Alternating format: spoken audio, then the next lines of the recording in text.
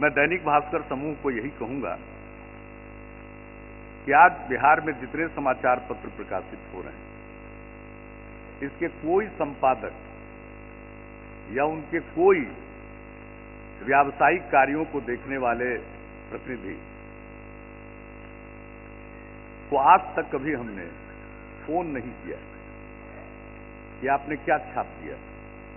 भाई, छापना आपका काम है, पढ़ना जनता का काम है। मैं तो अखबार इसलिए पढ़ता हूं कि उससे जानकारी मिलती है। कहीं किसी कोने में कोई घटना घट गई हो और उसकी सूचना न मिली हो तो सुबह सुबह अखबार में इसलिए पढ़ता हूं, पन्ना पन्ना उलटकर देखता हूं कि कहीं कहीं से कोई खबर तो ऐसी नहीं है जिस पर ध्यान नहीं है। मैं टेलीविजन नहीं देख पाता हूं। जब दिल्ली में सांसद था तो रोज नियमित तौर पर शाम में देखा करता था, 8 बजे से 9 बजे तक, कभी 9:30 बजे तक भी। लेकिन यहां काम इस प्रकार है कि हम स्वयं नहीं देख पाते, लेकिन हमने एक इंतजाम कर रखा है कि टेलीविजन पर क्या खबर आ रही है उसका सारांश मिल जाए और उन खबरों से तत्काल कार्रवाई करने का मौका मिलता है। तो अखबार या मीडिया में कोई बात आती है, दूसरे प्रकार के मीडिया में, तो उसका लाभ हम उठाते हैं। लेकिन आप क्या छापते हैं हम लोगों के कामकाज के बारे में, उसमें मेरी दिलचस्पी बिल्कुल नहीं। मैं आपको आश्वस्त करता हूं कि जब तक बिहार के जनता की कृपा से मैं तथाकथित सरकार में हूं, आपको कोई फोन नहीं जाएगा कि आपने क्या छाप दिया। इतना मैं आपको आश्वस्त करता हूं। और एक आग्रह करूंगा, आपने चूंकि अपने कार्यक्रम में बुलाया है, आपके परिवार के सदस्य और आपके गणमान्य अतिथिगण बैठे हुए, आपने इस कार्यक्रम में बुलाकर मुझको भी वो इज्जत बख्शी है, तो मैं एक ही सुझाव देना चाहूंगा कि जिस इलाके की खासियत हो उसको उभारने की कोशिश की जानी चाहिए। हमारे बिहार की क्या खासियत? बिहार का पुनर्गठन हो गया 2000 में, और तब पुनर्गठन हुआ जब लालू जी ने का ऐतिहासिक वक्तव्य है कि मेरी लाश पर झारखंड का बंटवारा होगा, ये बिहार का बंटवारा होगा। अंतोगत्वा हालात ऐसे हुए कि विधानसभा से प्रस्ताव इन्होंने पारित करवाया कि बिहार का विभाजन हो, झारखंड बने। खैर, उन चीजों में हमको नहीं जाना है, लेकिन झारखंड चला गया। जिस समय बिहार का विभाजन हुआ, झारखंड का गठन हुआ, उस समय झारखंड में खुशी थी और बिहार में मायूसी थी।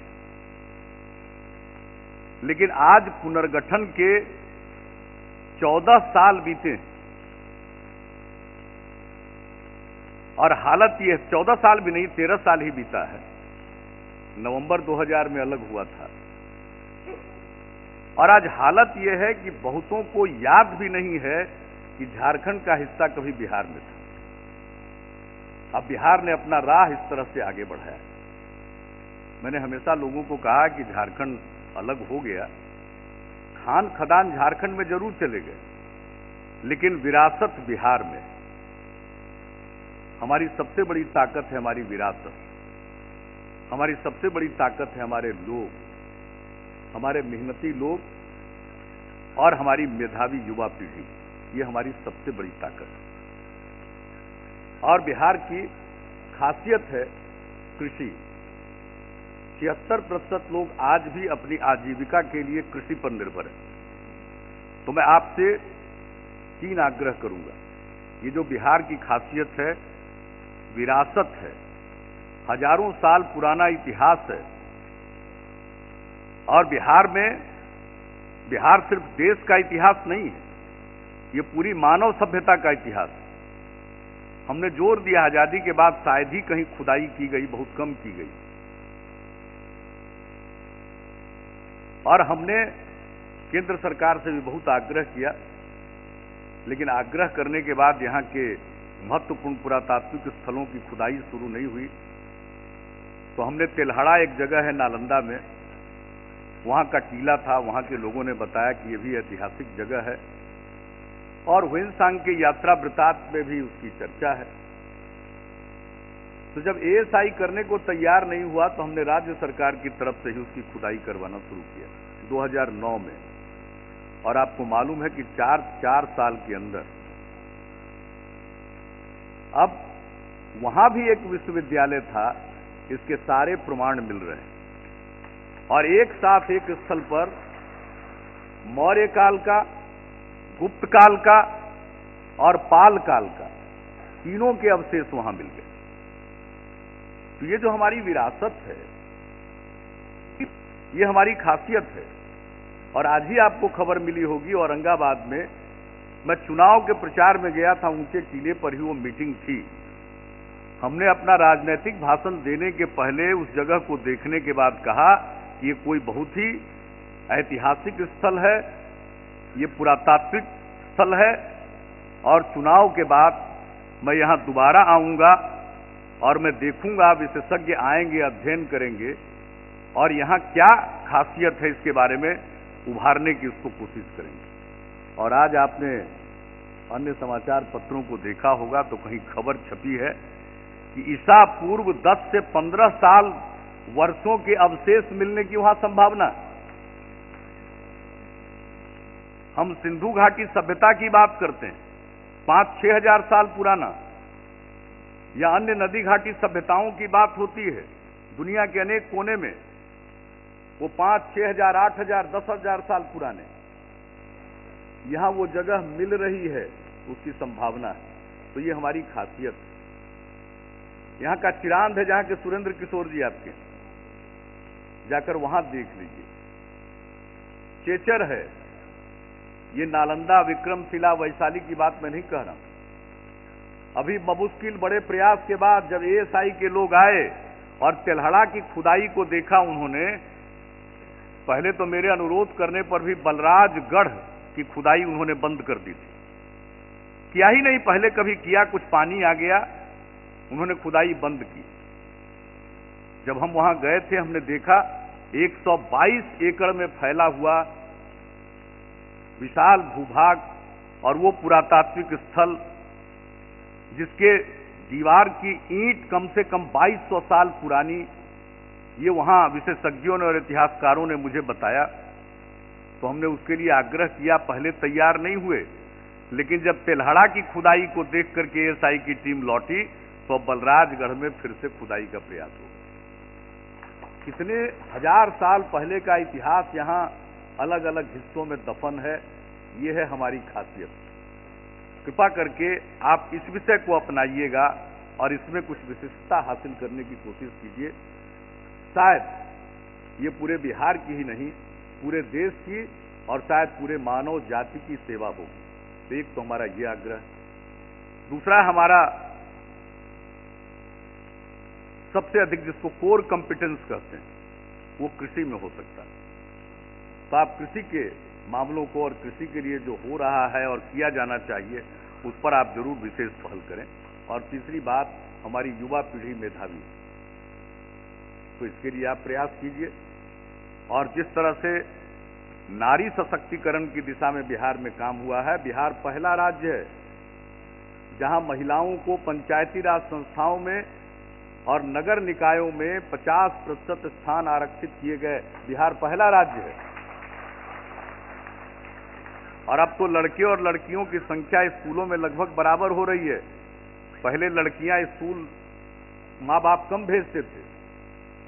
पटना शहर में लड़कियां साइकिल चलाते हुए नहीं दिखती थी, राजधानी का शहर है। अब गांव-गांव में लड़कियां साइकिल चलाते हुए स्कूल जा रही हैं। ये बिहार में एक सामाजिक परिवर्तन हो रहा है।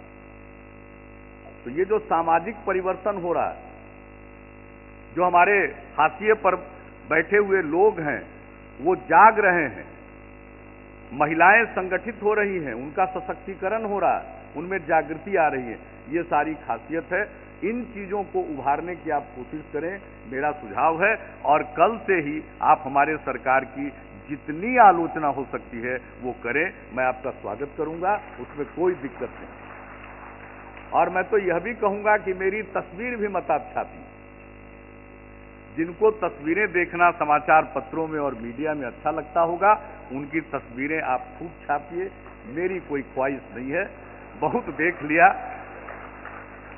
अब जहां पहुंच चुके हैं, जो करना था बहुत कुछ कर चुके, और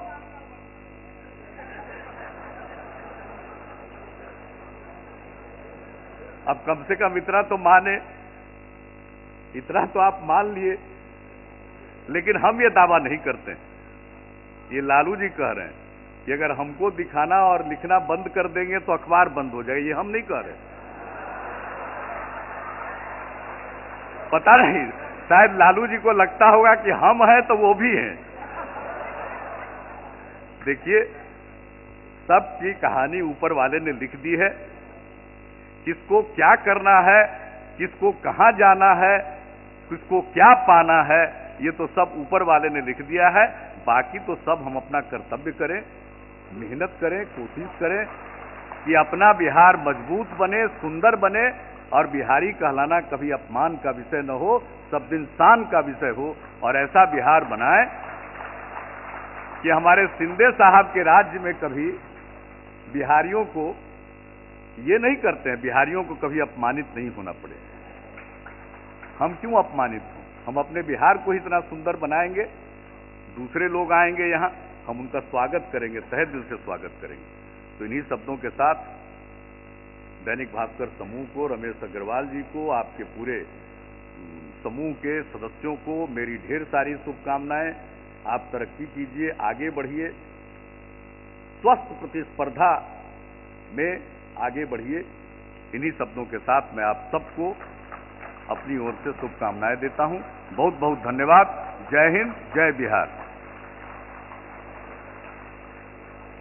धन्यवाद मुख्यमंत्री जी, आपने जो बात कही है, बिहार की विरासत, बिहार की खासियत, युवा, छात्र और महिला, हमारा भी यही कोर एरिया और वर्किंग एरिया होगा। और हमारा अखबार आप देखेंगे कि औरों से भिन्न होगा, ये भरोसा दिलाते हैं। और हम ऐसा न सोचने की बात की जाए कि भास्कर आ रहा है तो हम किसी को टारगेट करेंगे, ऐसा कुछ नहीं है। जो सच है उसे दिखाएंगे। अब जिस मौके के लिए आप सब यहाँ इकट्ठे हुए हैं, दैनिक भास्कर का बस माननीय मुख्यमंत्री जी, माननीय गृह मंत्री जी और लालू प्रसाद जी के कार्यक्रमों द्वारा इसका लोकार्पण। आप सभी करतल ध्वनि से स्वागत करें।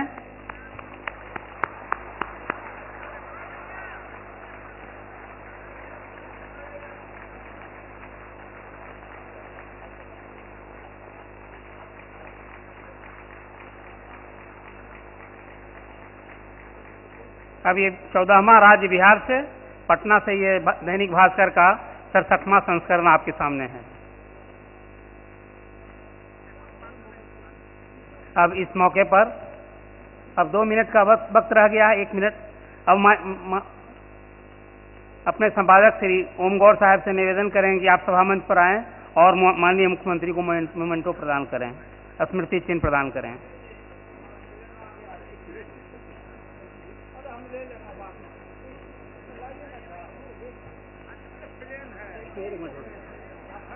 हाँ।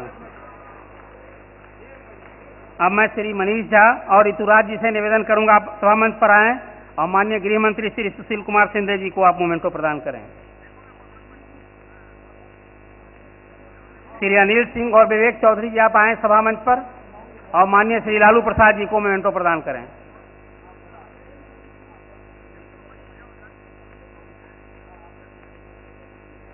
अब मैं पटना संस्करण के स्थानीय संपादक श्री प्रमोद मुकेश जी से निवेदन करूंगा कि आप आए सभा मंच पर और धन्यवाद ज्ञापन करें।